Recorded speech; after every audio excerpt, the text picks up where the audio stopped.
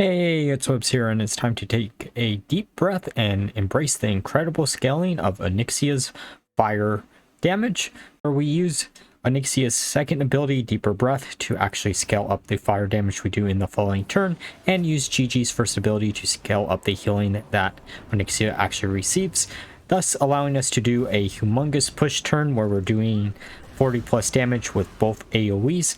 We can either do this with as shown in the clip, or we could even use this combo with Diablo's Fire Stomp ability to make his stomps do 30 plus damage too for each individual tick. And because most people actually focus down GG first, you can actually pull off this a lot of the time, though this does have a clear weakness against builds that are using Trigor. So it isn't the best build in the world, but it is a really funny build, and most people will just rage quit if you do manage to get off the combo against 3 mercenaries, because there's not many mercenaries that can survive all 3. So let's get into the mercenary by mercenary breakdown. First mercenary, of course, on the team being Onyxia. We're using her Deeper Breath equipment mainly because of the fact that the other 2 equipments don't do anything for her. And we're basically using her for Deep Breath and Cleanse the Nest. These allow you to either scale up your fire damage or do an absurd amount of fire damage to all your opponent's mercenaries.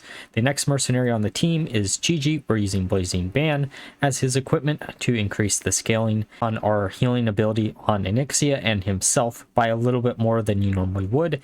And we're using him mainly for Blazing Song and Firestorm. These allow you to either scale up your healing or are part of the key fire nuke that you can actually do in this build. The next mercenary on the team is Valeera. We're using her for her Unnatural Smoke, though if you know that your opponent has a way to clear her stealth, then you're probably going to want to use Fan of Knives instead of Sinister Strike, just so you can actually speed up your other mercenaries. And there are also turns, especially the turns where you're doing your big push turn with a bunch of AoE, where you don't want to attack with her at all, because you want to make sure you keep the 4 speed increase on all your mercenaries. If you don't have that, some of them could die before they get their big AoE out, and it's just a warning that I need to give right here. The next mercenary on the team is Diablo. Really, it depends if Gigi is the first mercenary to die or Onyxia, if you're going to put him down 4th or 5th. If Gigi is the first mercenary to die, put him down to replace him, just so you have a big way to AoE nuke your opponent's board, and this will really make a lot of people just rage quit at this point. The 5th mercenary on the team is Cairne. He's in here as a backup for some speed manipulation within the team, and he combos pretty well with Diablo, so why not include him?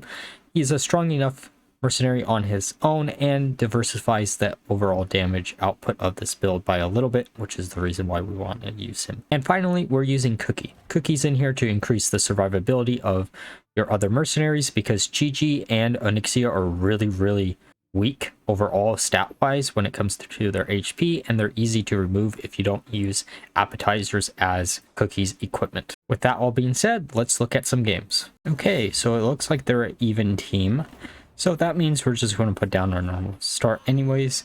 Doesn't actually matter what their start is.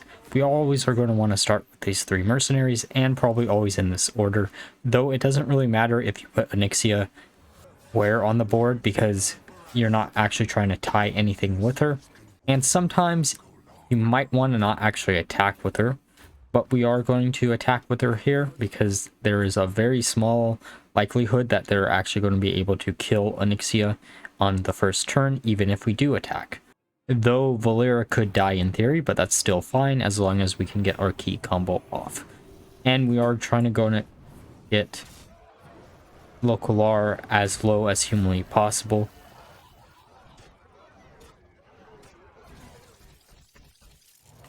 Okay, so none of our mercenaries die here. We're going to use our stereotypical combo on the second turn. We're also going to want to heal with Gigi here, mainly because of the fact that all of our mercenaries are pretty low, though this means we're probably not going to be able to kill local Lar this turn, which kind of sucks, but it is what it is. As long as we can actually get Onyxia to live to the next turn, we should be perfectly fine.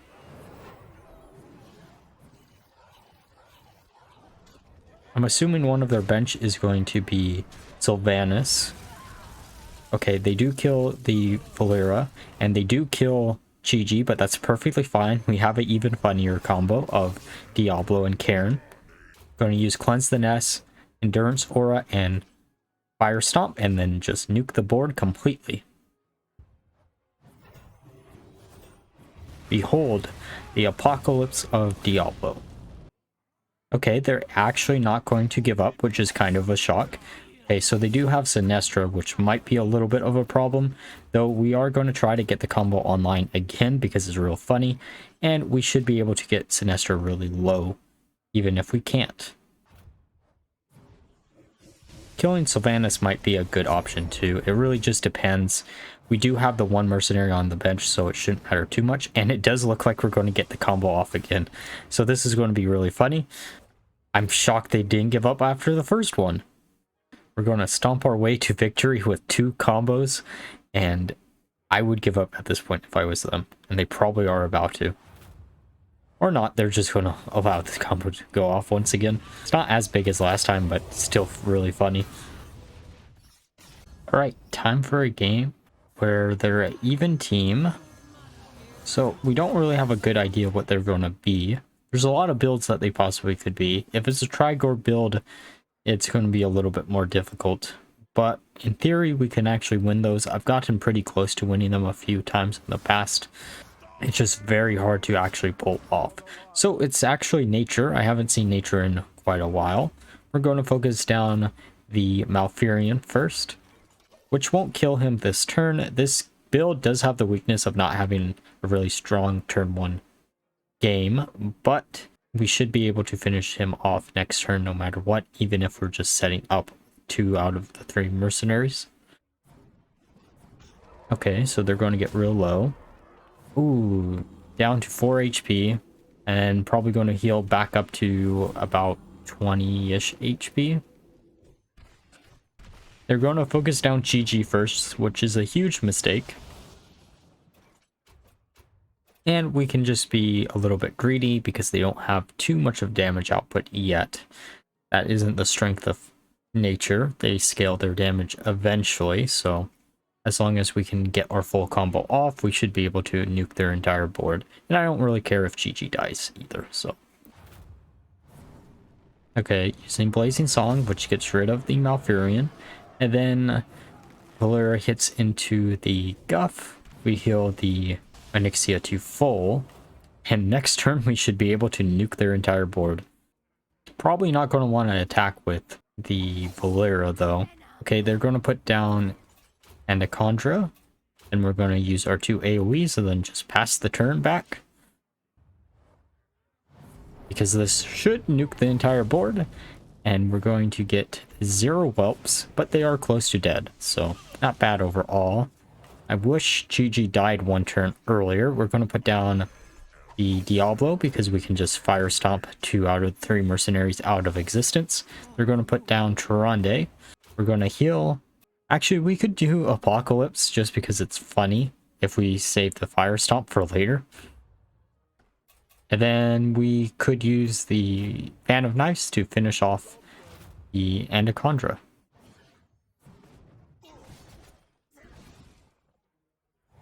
And they probably are going to give up right now, and they do. Okay, so they're mainly casters, which is actually a pretty good sign for us.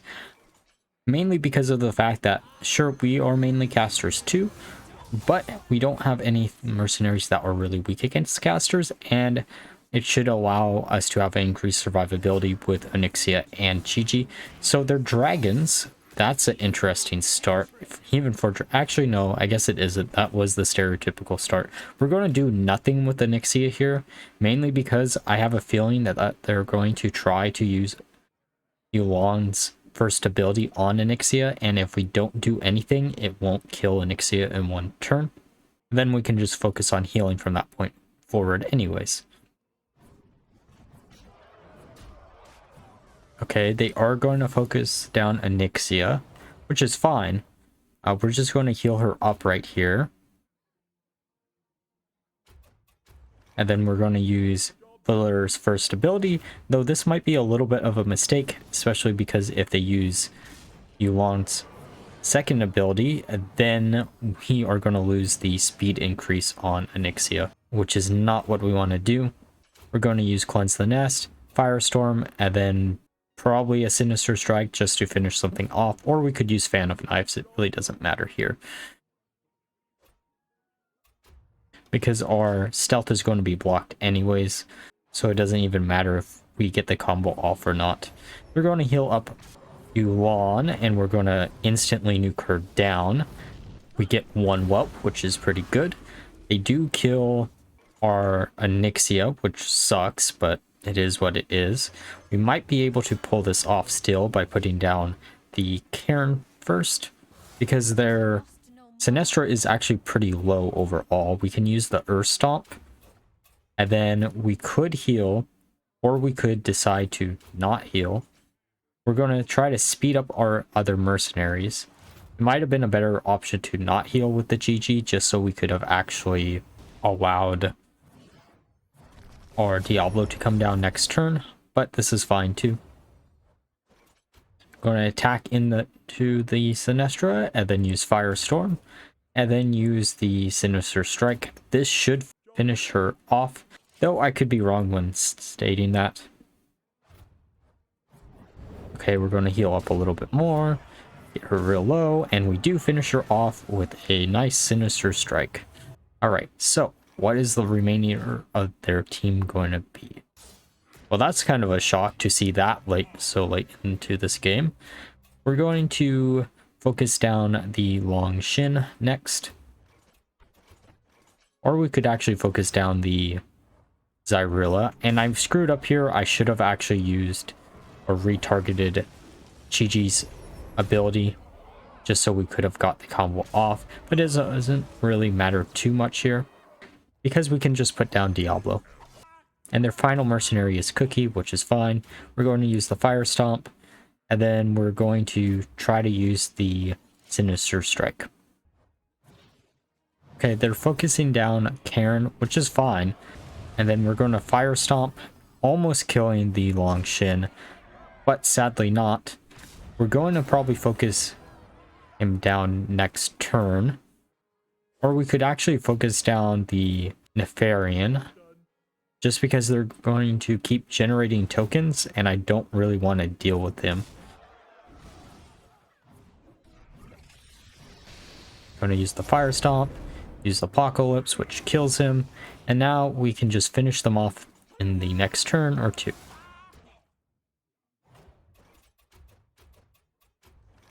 And then we're just going to do our stereotypical combo when these three mercenaries are left alive.